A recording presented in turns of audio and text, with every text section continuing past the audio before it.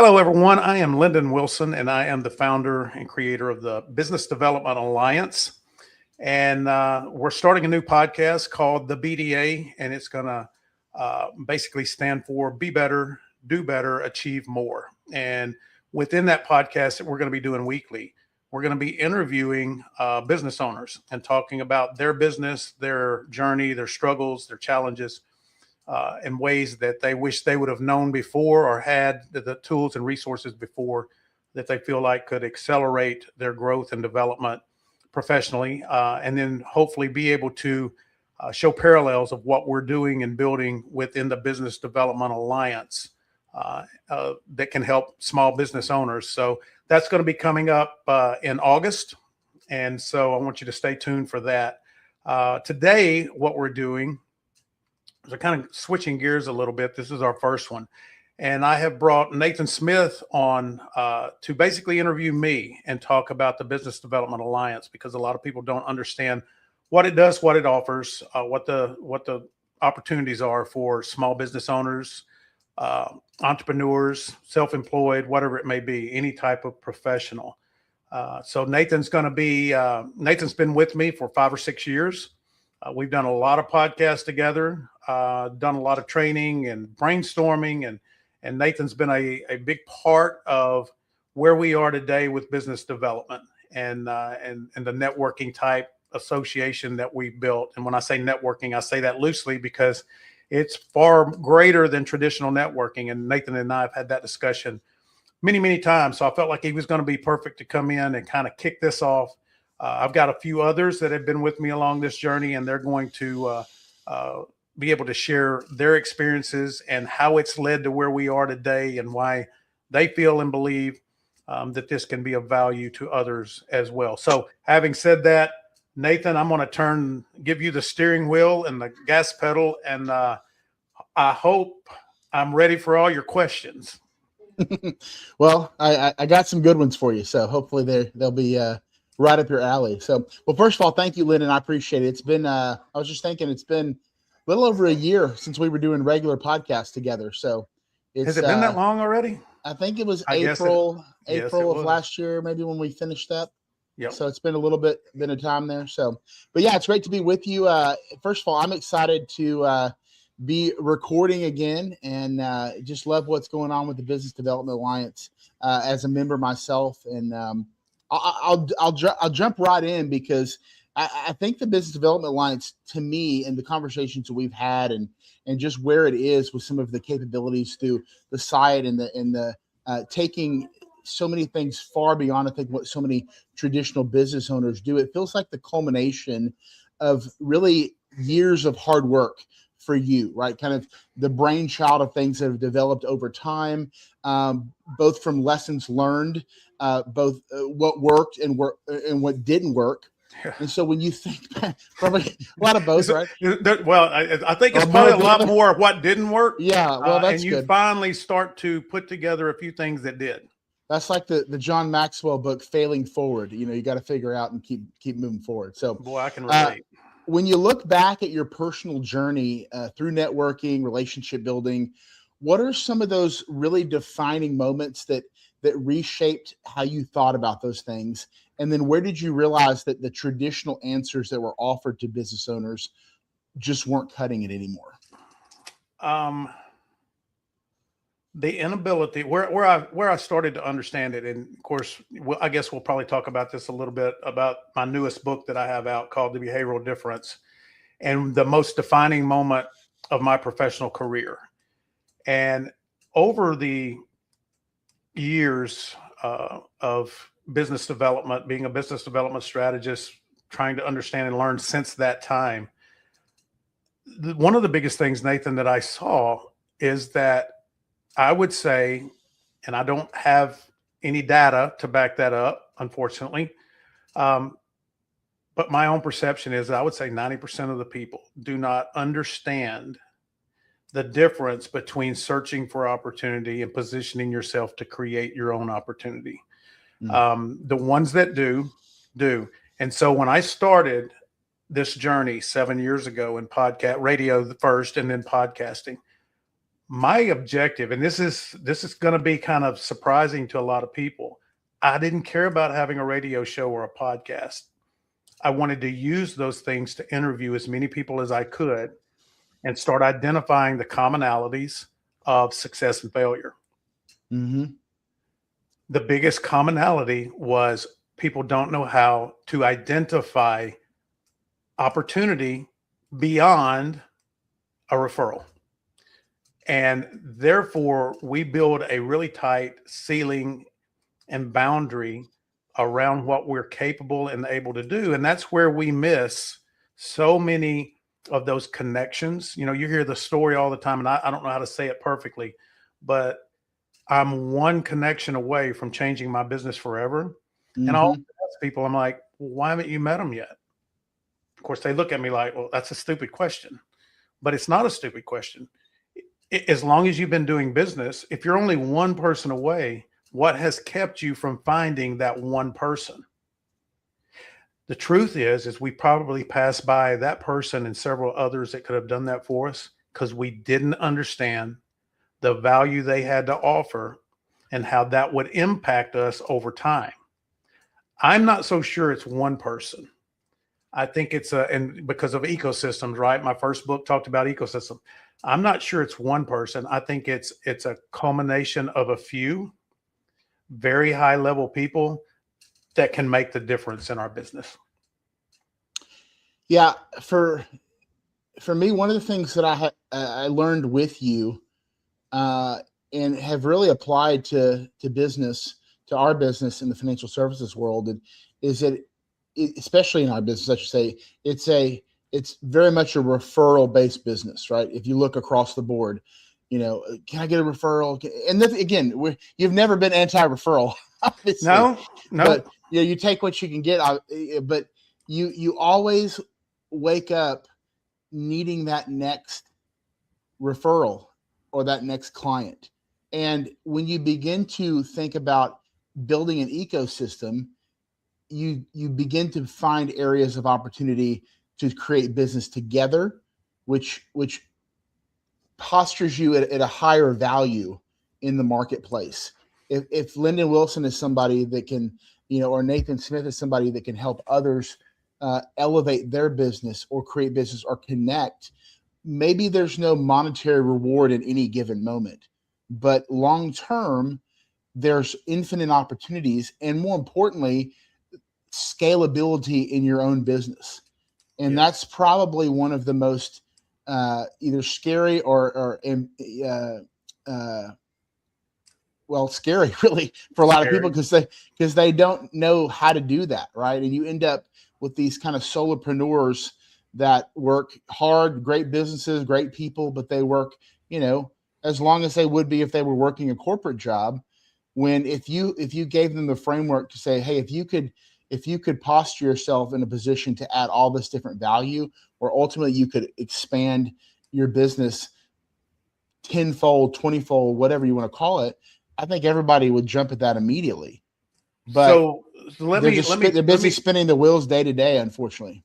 So, when someone goes into business for themselves, they come out of corporate world, or maybe they've been working for an entrepreneur and they decide that, I can do this better than them and I can make more money doing it on my own than taking a cut of what I bring into that business. The first thing that we're always told by everybody is you got to join a networking group. You got to join this. You got to join that. You got to meet people, and you do. Here's the thing, and this is going to irritate some people. If I were to talk to 25 of the local businesses in my community, and then I was to talk to Elon Musk or Warren Buffett or Bill Gates, they probably would say the same thing. You got to meet more people, right? You got to meet the right people. But there's a difference in their circles, right? And that's what we don't talk about. So I'm going to explain what I mean, and this is not disparaging to anyone.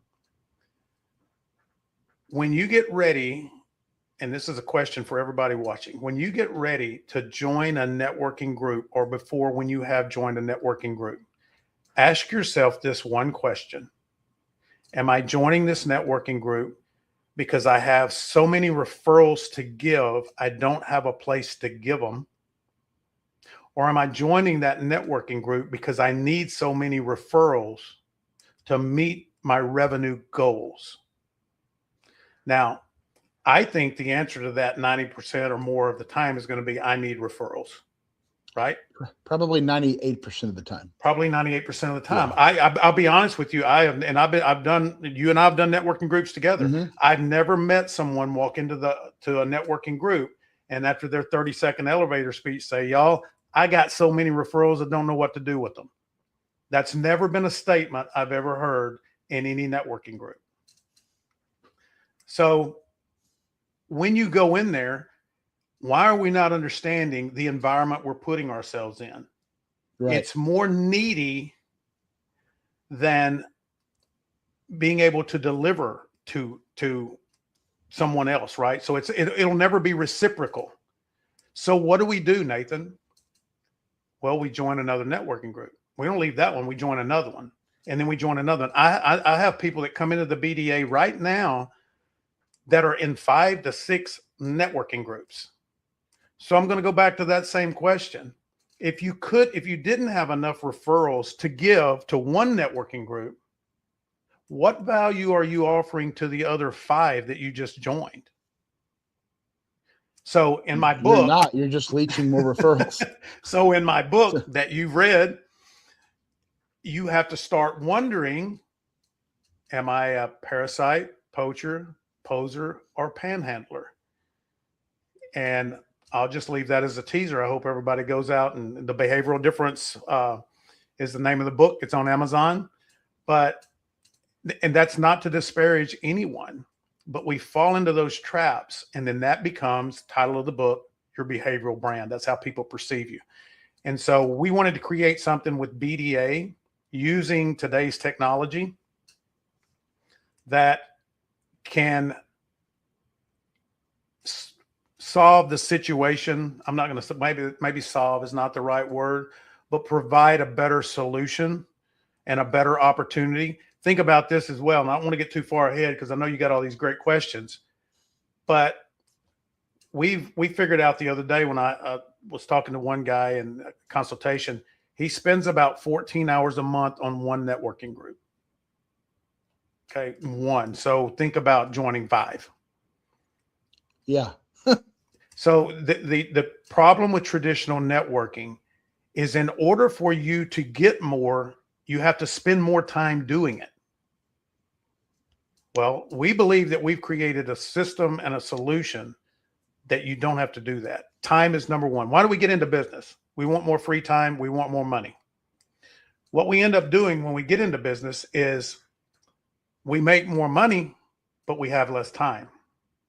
So now we can't enjoy the revenue we created to be able to experience the lifestyle that we did it all for in the first place. We're spending less time with our families. We're spending less time with our kids. We're spending less time here, there, because the only way to scale is to spend more time prospecting, networking, and relationship building. And so that was the fundamental of what I wanted to do. And what I realized over these last 7 years of interviewing over 2,000 people, many of those you interviewed with me. Many of those I watched you interview, and I just took notes because I was kind of in the background for most of it. But that's the challenge, and you see it from everybody. You're like, I didn't think it was going to be like this. I thought opening my own business was going to offer me freedoms and opportunities and well, ultimately you end up, you want freedom, but you get some flexibility is ending what you get. Like, you can call your own shots, but most of those shots have to be more hours put into your business. So you don't have a boss, but you're definitely not free. Well, that's true, but you have to look too. When you want more, you're going to have to be able to give more, and most of that's going to come from time. Right. Until that revenue balance hits where you can hire or outsource or something like that.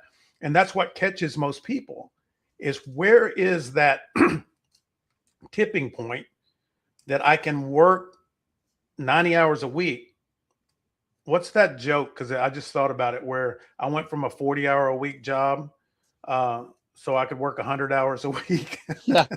Well, and working for myself. it's almost kind of two lanes or two paths at the same time. Obviously, early on, or maybe for many years in business, right?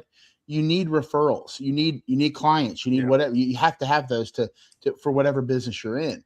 But if you're not on the other side, building relationships that can help your business scale, or find other opportunities to expand and call it 10x or whatever, like Cardone talks about, whatever multiplier you want to use.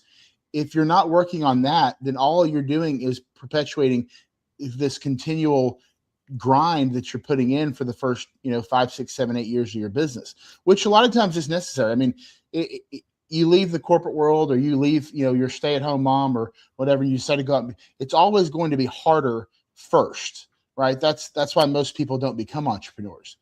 But the other True. side of that is you've got to find a way to scale that effort, or to basically I guess what's what I'm looking for,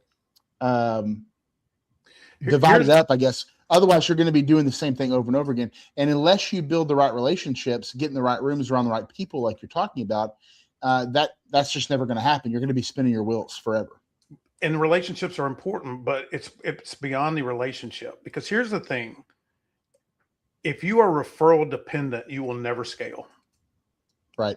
You can't. It's impossible. And I want to sit down in front of the table and have that prove me wrong. Right. If you're referral dependent, you will never be able to scale. Prove me wrong. Because you're never going to get enough, and what you get are going to be inconsistent. They're not predictable. They're not dependable. So therefore, it's all about hustle. Hustle is good, but hustle will lead you to burnout, right? Yes. So you want to work smarter, not harder. Yeah. So at least forever. Yeah. Yeah. So the point being is, when you're building relationships, and I've said this before, and we can talk about this a little bit, but in the organization that we had before, I posed a challenge to everybody to partner up and find a way to build new business together. That's part of the book that I wrote. That's the turning point of my life, when I was told, figure out a way for us to build new business together. And I had no idea what it meant. No idea. But what it means is this: you've got leads, I've got leads. You've already worked to build your database of customers and clients that you serve. If you refer any of those to me, that hasn't expanded your organization. That hasn't expanded your revenue. I'm just someone helping you in some situation that you're outsourcing something to me, right? So the premise behind Build New Business Together is for you and I to sit down and talk about ways that we can open new markets to people that never have heard about either one of us before. And now both of us have new business. And that's the part that most people don't understand. And that's what I love about what we built into BDA through the Power Match program, where you get one connection, high value, curated connection every single day, every single business day, 240 a year. Now, do all of those turn out to be great? Probably not. But the great part about it is it only takes 30 minutes a day to meet those people. Right. So there's your time savings. We've curated the connection. You know how I built this. Not only is it a curated connection, once you connect, and we call it Power Match because it's kind of like Match.com, but for business. So we take a lot of your core values, your needs, your desires, your goals and vision, and we match you with people that can bring value to that, but that you can exchange value to them too. And so once you both match, we come back with, here are 5 to 6 ways that you guys can work to advance your business that go beyond referrals or referral dependency. So let's go back to that because in your first book, The Entrepreneurial Difference, you lay out a framework for how small businesses can grow, become more top of mind, build those meaningful relationships, build business together. And these are strategies that may seem kind of outside the box for a lot of people, but shouldn't be, right? They should be the mainstay that people are learning and adopting to actually go where they want to go, why they got into business in the first place. And there was a moment, if you want to share this story, you've shared it with me 1,000 times, but it's such a good story. There's a moment that you realized that you were just seeking referrals and not learning how to build business together. Okay. And that's probably one of the you didn't know it at the time, but one of the genesis of what led to that first book initially. Mm-hmm. So number one, share that story with us. And then you just talked about already how the BDA is a living extension of not only the book, but the ability to actually help people accomplish that business building together. So if you'll share that story, I know you know the one we're talking about. I think people want to hear it. I do. It's the most transformational thing that's ever happened to me in my professional life. And it was one of the most gut-wrenching things that ever happened to me in my professional life up until that point. Probably, I've not had anything like that since then. So I had, and without giving everything in the book away, y'all, so I'm going to give you this because it's worth the time and hopefully you'll want to read it. I set up an appointment. It was in Austin, Texas on a Wednesday with a mortgage broker. At the time I was doing credit repair. I did credit repair for 18 years, one of the longest active credit repair companies ever. I'm not even sure if that record's been broken yet. I didn't realize it actually existed until a guy named Mike Citron that ran a credit organization, kind of an association, sent me a big plaque one day. And he goes, "Hey, I just wanted you to know, according to everything that I've been associated with for this long, you are, 18 years, the longest active credit repair company that I've ever seen that's been a part of this." And he had thousands of people in the organization. Wow. So I'm going to, I get an introduction, one of those, "Hey, you two should meet" type introductions that I absolutely hate because it's surface level. But I drive to Austin and I walk in, and this guy, he's in his 70s, probably mid 70s. And he's done, he's done mortgage probably now for 35, 40 years, maybe. He's seen it all. And I walk in and he wasn't gruff. He didn't seem to have a lot of energy. And I come to find out later that I think he just did not really want to have that appointment with me, but he was just nice enough to give me time. Thank God he did. And so I go in and I sit down and we have our little pleasantries and things like that. And he goes, "What you got?" And that's exactly how he said it. "What you got?" And I said, "Well, here's what I got." And I went into what had been working for me for years. It's one of those spiels that you can say in your sleep. I mean, you have perfected it. It's, I got it down to a science. And I get maybe, I say halfway through, I probably wasn't even halfway through of 4 or 5 minutes talking to him about how great I am and how great I do and how great I'm going to be and all the great things about how this is going to help him. And he said, "Let me stop you right there." He said, "What it sounds like to me is that you're just trying to get me to let you have access to my database that I've built 30 plus years building." And I still don't know what I wanted. And every time I think about it, I feel it and I see it and I hear it all over again. And I didn't know what to say. But I also at that moment knew he was exactly right. And I wasn't doing it intentionally, right? So in my book, I call that poaching. And I was guilty of poaching. I was trying to poach his clients with his permission, by the way, with his blessing.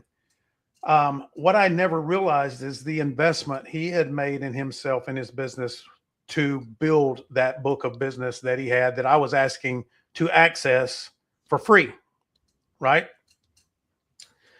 And I sat there and it was a gut punch because it completely destroyed the image I had built of my own self over years. And so I'm like, I told him, I said, I can't argue that. I wish I could. I can't. I've got nothing to say. And well, because really, let me just stop you real quick. You probably could have helped his clients for sure. sure. And you would have definitely helped yourself, but you didn't help him at all. It wasn't really doing anything for him. Right. Exactly. His business. There's the third part of the triangle that was being ignored, basically. You're spot on, because in order for this to work, everybody's got to win. Mm-hmm. And he doesn't win because of that. And, I thought, and it kind of goes into egotism a little bit, that I thought, I'm so great, I'm going to make your client so happy, so much more happier than you make them, because I'm going to do these things for them. Well, how insulting is that to him, for me to think that, when he's probably making them he's got his clientele. They trust him. He's already making them happy. Why does he need me? And I was so arrogant, unknowingly arrogant, that I, at the time, wasn't taking into consideration that when I got up out of that seat, there was going to be another guy that did just exactly what I did or similar, sit down in that seat and ask for the same thing. So I told him, I said, I'm just at a loss for words. And I said, I apologize for wasting your time today. He said, you didn't waste my time. He said, but I just, I didn't want us to go down a further down a road that nothing was going to come of it, because I get to see this every day. And so I get up and I shake his hand. I said, look, I appreciate you allowing me to be here, and thank you for your time. And I get to the door and he said, hold on. And I'm like, oh my God, is he going to say something else? It's just going to destroy my ego anymore. I mean, I was going to try not to break down in tears. And he said, here's what I want you to do. He said, I think there's something to you. And to this day, I'm grateful that he saw that. He said, I want you to go home, and I want you to come back next Wednesday at the same time, 11 a.m. And I want you to have a plan on how you and I can build new business together. That's business that you don't have and I don't have. Because if you can do that, we both just grew instantly. He goes, you need business or you wouldn't be here. I want more business. So for us to work together, we got to figure out how to make that happen. That's how you scale. That's how you expand. You don't do that by exchanging business you already have. And I said, okay, I'll do it. And I was way out over my skis when I said that, but I don't know how, but I'm going to figure it out. Well, that's how I've done everything. And this because you've watched me. Yeah. I'm always up for a pretty good challenge that, I even there's a meme out today that I'm the type of person that's going to try to build something I have no idea how to build. I'm just going to watch YouTube and figure it out, something like that. Yeah. So I had more appointments set up for the rest of the day. I'll try to shorten this story a little bit. And I canceled them all because I was completely devastated. My identity had just been destroyed. I'm going to say exposed because that really is probably more accurate, but it wasn't exposed because I was trying to hide something. It's because I didn't have the self-awareness to understand. So I drive home from Austin and I am sick at my stomach, not because of the challenge that I've got ahead of me, but because everything I thought I was, everything I thought my value was built around had just in just a short period of time been completely destroyed. So I get home and I spend Thursday and I spend Friday and I'm like, what does this even mean? Build new business together. I get it, but I don't get it. And I don't know how. And Sunday morning, I woke up and I kind of had an idea and went to bed. And Monday morning, I wake up and it's like God talked to me overnight and I've got this idea. I don't know if it's going to work, but it seems like it will. And so drive back down on Wednesday, walk in, and I put it together in a nice folder. And we didn't have all the digital technology of the PowerPoints and things like that. And he's looking at it. I'm going over it, and it didn't take me 5 minutes to go through it. It was really simple. And he looks up and he's smiling. It's the first time I'd seen this guy smile. And I bet that felt good. It felt really good. But I was still scared. I was scared to death of that guy for a long time because he's just one of those that has such a confidence and a presence that you feel like you don't deserve to be in the same room. I mean, and fortunately he, mentored me. And so, but he goes, I like it. We can do this. This is going to work. He goes, and I've never thought about this before myself. He goes, you've done a great job. I said, well, thank you. He goes, and he was all about the follow-up.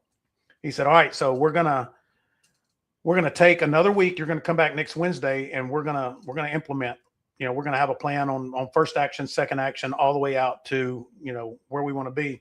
I said, perfect. I get up, I shake his hand, and he goes, and he kind of kids with me a little bit. He goes, that was hard, wasn't it? And I said, it was extremely hard. And I said, but I appreciate you forcing me to get out of a comfort zone. And so I get to the door. He said, hang on one second. And I was like, oh God. And because I'm not looking at him when he says that. And I'm like, oh my God, what has he changed his mind? And I turn around and he's picking up the phone and he calls, and I find out later that it's actually a competitor in the industry, but a friend of his across town. And he said, hey, I got this guy. And next Wednesday, after he comes and when we talk, he's going to come by and he's going to give you this blueprint on how y'all can build new business together. And I can't hear what's going on the other side. And he goes, all right. And he goes, it'll be, I'll let you set up the time with him and I'll give him the contact information. And he hangs up the phone. Well, I'm sitting there thinking, man, life couldn't be better. And I'm like, I go back over, I shake his hand. I'm like, thank you. I'm not trying not to be too overly appreciative. Too giddy. But, yeah. I'm trying to be professional, right? Yeah. I said, I really appreciate it. And thank you very much. And I get back to the door. He goes, hold on. And I turn around and he goes, you cannot give him what you gave me. And I was like, oh my God, so now I got to go think of this all over again. Because in my mind, when he said that, I'm like, I'm just going to take this, right? How easy is this? I made one and I give it to everybody. So I go home. This time I had my own creative blueprint mentally, and I was able to put that together. And Nathan, that has been the defining moment. And ever since then, probably where I bring the most value to any relationship I get into is I have developed a unique ability to see opportunity where others don't. Mm-hmm. And it saddens me when I look around and I watch two people that have so much potential together talk one or two times and then they just drift apart. I'm like, y'all missed it. Y'all missed it. Y'all, this was that person that you've been saying, if I could just meet one, it's going to change. I said, in my mind, I'm like, y'all just met and you'll never realize it. And so when I built BDA and I use this technology, that is built in as the fundamental principle of everything we do. And I don't expect, and I don't send our members home to come up with this on their own. Our system helps them do it. You mentioned something, and you don't have to go into detail, but have you ever wondered what? Obviously, he wasn't going to just open up his Rolodex, probably Rolodex at that time, right? Yeah. To you. But there was something that made him stop and give you a second chance, right? And maybe it was in your behavior somehow. Maybe there was other aspects of your professional demeanor that had, intrigued him in some capacity. Because like you said, he said, there's something about you, there's something there. And that kind of goes into your second book, right? The Behavioral Difference. Yeah. It just dropped on Amazon. I had the privilege of reading it in advance, which was awesome. And if you're not a big reader, first of all, you are probably screwing yourself over. You can't be a business owner and not read. Let me just put that out there. You have readers to read. Are leaders. That's right. If you don't read, you're probably not going anywhere. Let's just I hope that doesn't hurt anyone's feelings. Audiobooks count. That's fine. That's okay. But I had the privilege of reading it early and just bought a copy a week ago. And the habits, the follow-ups, the day-to-day behaviors are often kind of the missing link between a struggling and thriving business. And what drove you to write this book is, I think, as we were building the initial, we had the Community Difference podcast, and it's kind of the merging of the community matters and business owners and community leaders, just kind of how all those things mesh together. And when you meet a bunch of people, there's a lot of opportunity, but you also see a lot of gaps in people's behavior. Like, how are they not just professionalism, but just kind of habits, right? And how they process, referrals and business and how they carry themselves. Simple things that kind of the foundation of, am I even ready to be that person that someone wants to create business with? Right. It's like it goes back. You probably heard this thing. Well, it's people that can't find a spouse, or, I can't find the man of my dreams or the woman of my dreams. And like, well, are you becoming the person that someone else would want to marry? Exactly. Same thing here. Are you becoming the business leader that someone would want to marry in business in some capacity? So you write this book. Fortunately, you had something back then that allowed you to give that second chance. But what are some of the biggest behavioral, I guess, killers, let's just put it that way, that keep people from finding those game-changing, business-changing, life-changing relationships? But also, how does the BDA help kind of push people into the types of behaviors? You can't really push people, you know what I mean? But help cultivate can't make people do anything. Cultivate the right type of behaviors that will help people engage the opportunities when they do come. That is a great question, and I've tried to simplify it as much as I can. First, back to him. I have no idea what he saw in me that day, because the first day we didn't talk enough. I don't know if it was the reputation that he had heard about that allowed me to get that meeting in the first place.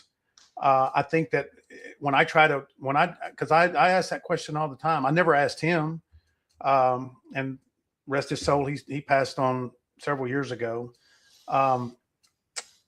I was too scared to ask him, I guess. And maybe I didn't want to know. And maybe it was just luck, or maybe it was a God thing. I don't know. But so behaviors, here's the thing. And I tell people this: you are behaviorally branding yourself every day, whether you want to or not, whether you think about it or not. People are looking at you and they're judging you. They are defining who you are by your behavior. And you're either going to reveal your strengths or you're going to expose your weaknesses. Are you someone that's prompt? Do you show up to appointments? Do you RSVP to events and not show? And here's the thing. It's not an action. It's a pattern of behavior, right? Over time, who do people believe you are? Now, Nathan, you and I've got my faults. I'm not, as much as I write about it, and as much I'm still a very imperfect professional. I am still struggling with certain things. I am still challenged with certain things, and sometimes even self-awareness in some areas. But the thing about it is, when we get to know each other after a while, we'll give grace in some areas because we see your redeeming qualities in others, right? Mm-hmm. But you got to earn that grace. And if you don't have a way of earning the grace to get a pass on some of the bad behavior or some of the inconsistent behavior. So I'll go back to this, and you've heard this before. Now, you haven't heard the new version, but you've heard about the care factor, right? Mm-hmm. So I'm going to explain to our audience how that came about and what it is. Years ago, when I was teaching about branding and marketing and things like that, I would ask, and where this first hit me is I was training a bunch of real estate agents for one particular real estate company, very nationally known. Initials are KW, but I'm not going to say anything else about it. So when I would get there, I'm like, there's 20 realtors in here. They all work for the same real estate agency. So tell me what your differentiator is. Why, if I'm in here today in front of all 20 of you and I want to list my house or buy a house, Tell me exactly why I need to pick you above everybody else. You can't use the brand because you all have that, right? So Keller Williams versus Coldwell Banker, that's a differentiator, but you all work with the same one. So how do I pick you? How do you win this game? Let me guess real quick. They all said, well, I really take care of my clients, and I really care about people. I care. Yeah, I care. No, here's the other one. I will answer my phone. I'm like, well, hallelujah, but that's a standard. That's not an exception. It's a low bar. I won't cheat you out of your, it's like, okay, good. So the biggest thing though, the most common was they would always say, I care. And I care more than everybody else. I'm like, define that. Explain to me what that feels like and what that looks like. You're caring more. Because the guy sitting next to you or the girl sitting next to you, they believe they care more. Which one of you care more, and how do you show it? So I went home and I'm like, care is a demonstrative word. How do we show that we care? And so I thought about all the things in business, not only business to business, but business to consumer.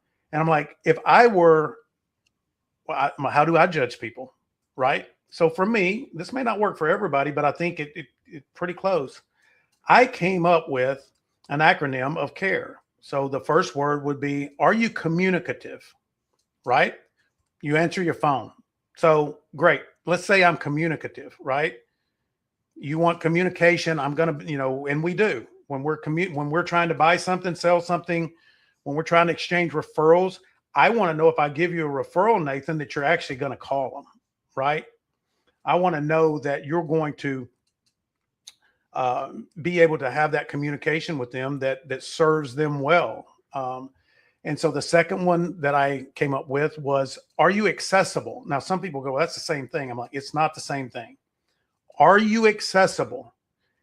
You might communicate with me when you feel like it, but you may be at the lake one day on a jet ski and I need to know something and you're not taking calls that day. Now, later that day, you may call me back, or it may be 3 or 4 days. What is your accessibility level, right? Some people believe if they answer the phone, if they respond to a message within 72 hours, that's being communicative. I don't necessarily agree. We've all taken that phone call from a friend or something, or somebody that you answer, but you don't necessarily want to be on the phone. And sometimes you can tell that in business, right? You may communicate, but there's difference in like wanting to be there, and people can pick up on that, right? They can pick up on it. They can. So the next one was, are you responsive, right? How do you respond when they need something? Because you're there to solve a problem. So how are you responding? So all of these are, if you look at them, they are attitudes and behaviors. And then the final one is, are you engaged? Are you engaged in the process? And I created something one time. I'm like, the definition of the difference between transactional and relational is how you treat the person before, during, and after the sale. So how engaged are you? Are you engaged heavily when that invoice is about to be paid and you're about to get a commission check? Are you just, super involved? What about before that? What about after that? And because after that is where you get your customer for life, right? Mm-hmm. So the care factor, if you're communicative, if you're accessible, if you're responsive, and if you're engaged, those things show people you care. Now, we have since added to that, and I don't even think you know this, so I call it care squared. And it's communicative and consistent, accessible and accountable, responsive and reliable, engaged and enthusiastic. So if you can exhibit those characteristics, no one will ever doubt whether you care or not. Now, can there be others in there? Absolutely. But I think that this is one of our fundamentals. This is also how our scoring in BDA, which is something I don't think anybody else does, but we allow our members to build a score. It's your behavioral brand score. And it's not punitive. You don't lose points if you don't do good things. You just gain points by doing things consistently and communicating and all the care factors. So if you exhibit those characteristics, you start to rise so that the cream of the crop within our organization, that's who we're matching together through our Power Match program. We're matching everybody else too, but we're not going to match a small score with someone high. And I think that's where a lot of us, and you said this before, that's where a lot of us struggle in business is I want to meet this person like I did. This guy had been in 35 years. I just wanted to walk in there and be in his circle. Well, I hadn't earned that right yet. I wasn't on his level yet. Now he gave me a chance to create the opportunity to be there. And fortunately I was able to do that. You know, I want to go back to kind of the relationship example that I was giving, you know, in marriage, right? If you say you love your spouse, but if love is just a feeling, just kind of feelings or infatuation or whatnot, as you go through marriage, obviously, Roz, love is a lot deeper than just feelings, right? It's knowing when to shut up and knowing when to, you know, deal with your spouse when they're not in the best, acts of service, you know, all the 5 love languages, and so much more that we don't have time to get into. And it looks different over time, right? Yeah. Well, caring is the same way. I think when people say I care, a lot of times they mean that, right? Yeah. But they it's more of just a feeling in the sense that I want what's best for my clients. Okay, good. I mean, that's kind of a bare minimum, right? I want to do good. I like this industry that I'm in. I hope everything works out. I care. But until you define what caring is, which you've done, and you begin to actually work on those things, because it's a muscle. I mean, most people don't come to business into the business world and just have it all figured out, right? In fact, I don't know anybody. Maybe someone. No, there's people in it 30 years and we still haven't figured it out. Like, because you got some people that are like A-type personalities and they hit the ground running. They got no structure. They got no systems. You got to build those things. You got to figure that stuff out or hire somebody that does. Yes. So you have to find, and that's what's good about the BDA. You talk about it's going to highlight the things that you're good at and help you multiply those and expose, not for the sake of humiliating you, but for the sake of helping you get better. When we say expose, we're talking about a deeper self-awareness. Yeah, bring to light, bring to the surface. Maybe that's a better way of putting it. So, because all of us have blind spots, right? Yes. And unfortunately, not all. And we don't know what they are. That's why they're blind spots. Well, that's why they're blind spots. Not everybody has good friends and business relationships like you and I have with each other. Brian Poduska has, where we can mention those blind spots, and it may sting a minute, but you don't hold it against us, right? So that's having that good accountability circle. Not everybody has that.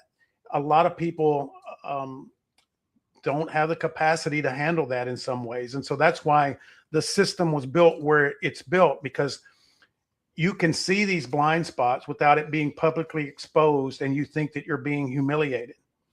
And you can work on those blind spots. And we don't just tell you, here's your blind spot. We give you a pathway to help correct it. And so, do you remember I don't know if you've experienced this. I remember when I was working in the corporate world, they do the peer reviews, which I just absolutely loathe. That's a whole nother conversation, but they gave you the ability to be anonymous, and I would never be anonymous. I'd always write my name because I wanted people to know I said it, and here's how I think you could do better. But they never really gave you it's just like, here's all the things you suck at. And here's why people don't like you. And here's and this is all, and you feel kind of helpless because you're like, I don't feel that way about myself. Is this even true? Is it a misunderstanding? Maybe they're right. You kind of have to blindly introspect without really knowing, is this a vendetta? Is this, at the BDA, that's not the goal, right? It's very, very transparent that you see, okay, here's my areas of opportunity. Here's where I can get better. Here's what I'm missing out on. And it's very above board, and all for the purpose of building you into the person that you envisioned. Hopefully you envisioned yourself becoming, because let's be honest, we all have to become a better version of ourselves, right? Exactly. Both, not just as business owners, but as people, right?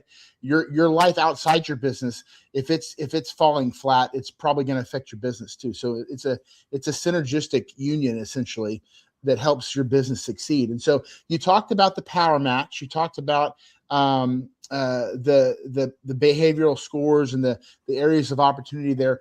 Are there any other, I know there are, I'll give you the opportunity to talk about some of the other genuinely unique elements that are part of the BDA that aren't being replicated anywhere else in the traditional networking business development circles? Well, we have a program called the asset program, and that's where it's kind of like a member benefit.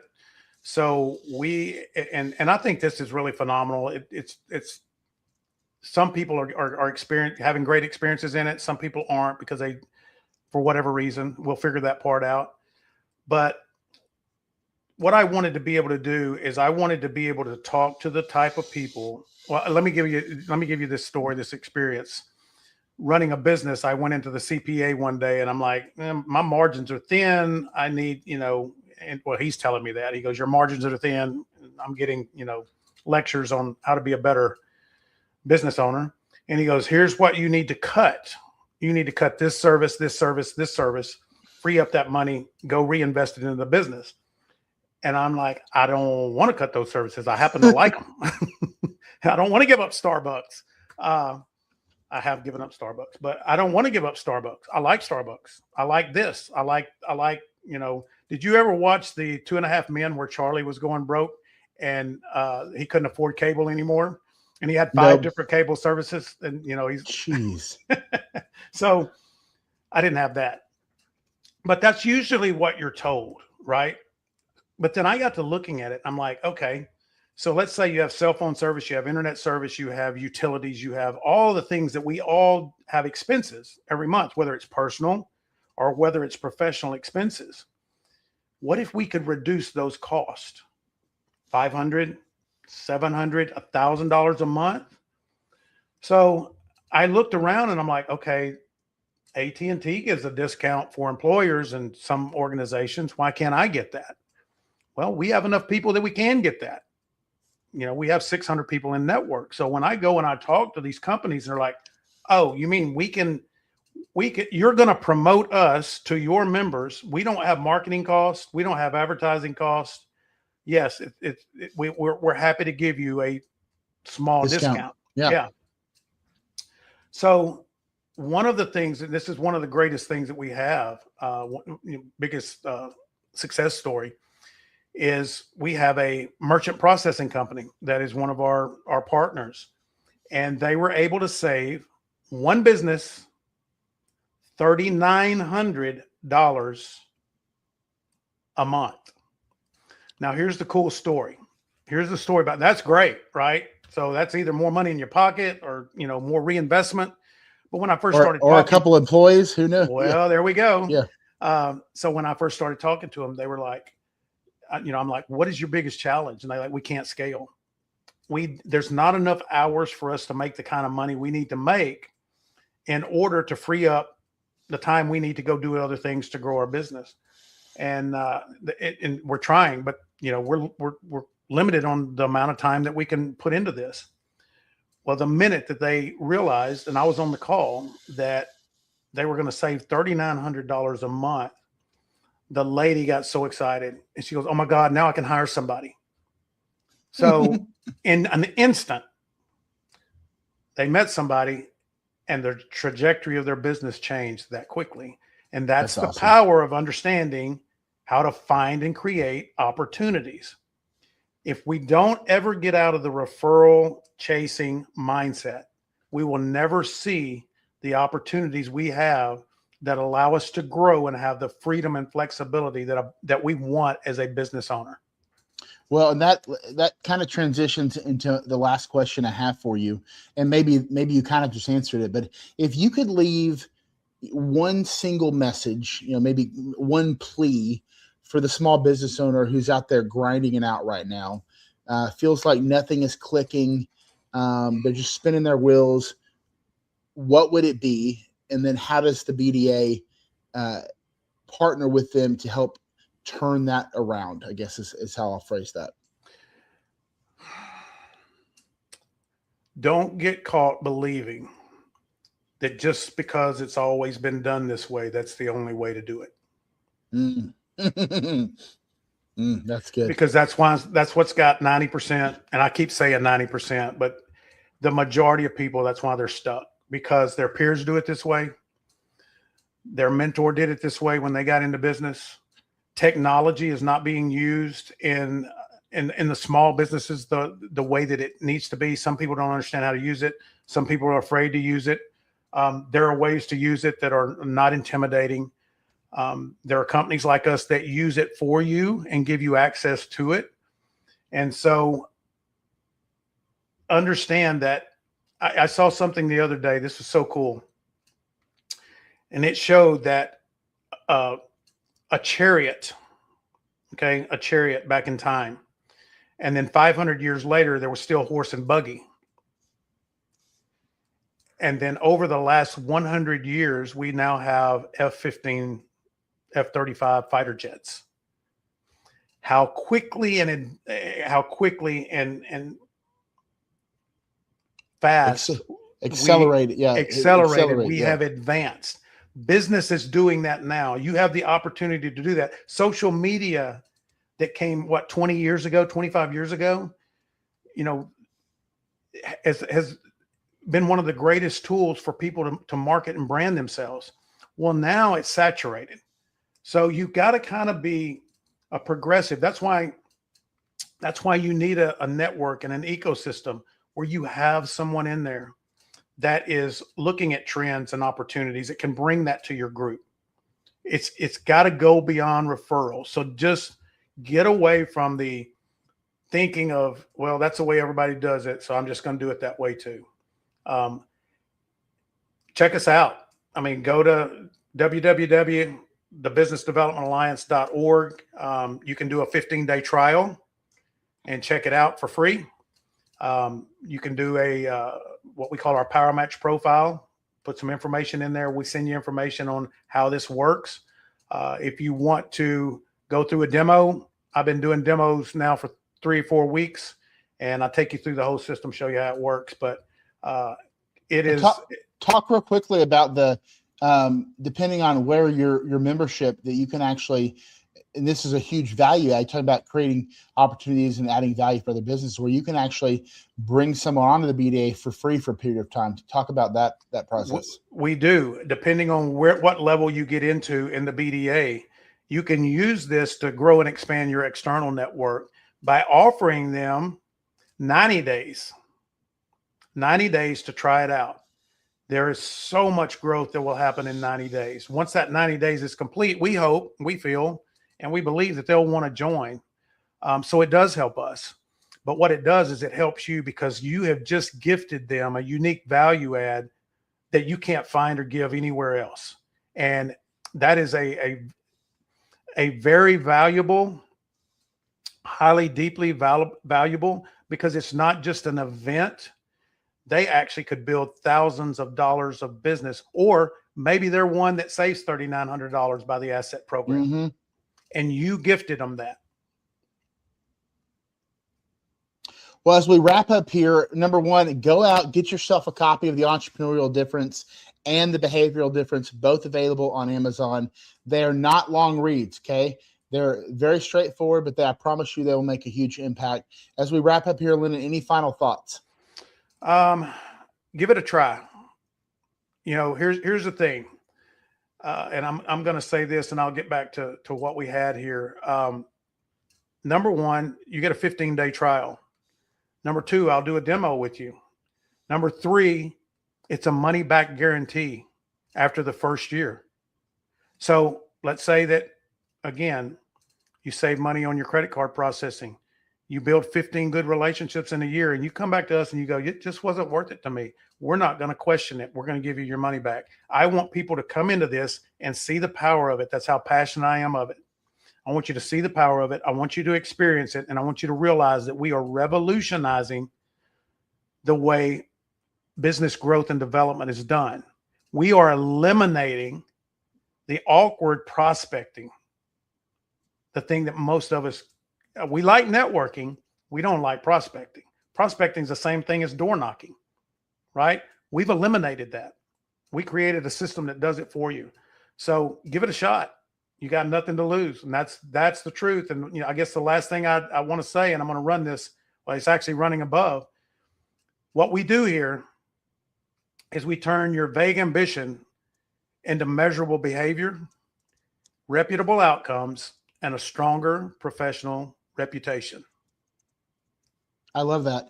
Well, first of all, hopefully you've got a lot of this today if you're watching this. Secondly, we want to meet you, man. Hopefully you end up coming on board, either trying out the trial. I think when you do a trial, you're gonna be hooked. And I look forward to connecting with you as a potential power match, or seeing you out at the BDA networking events or the happy hours that are coming each month and throughout the rest of the year. So thank you, Lendon, for the privilege of being able to host this today with you.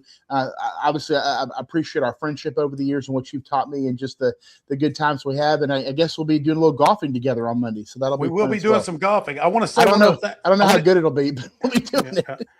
I don't know either. If it's like I played the other day, it's not going to be good. So I want to say one thing. So all of you watching, Nathan happens to have a few of those comp memberships. So you might want to reach out to Nathan and he might be able to hook you up. This is true. This is very true. All right, Nathan, thank you so much. We'll see everybody later.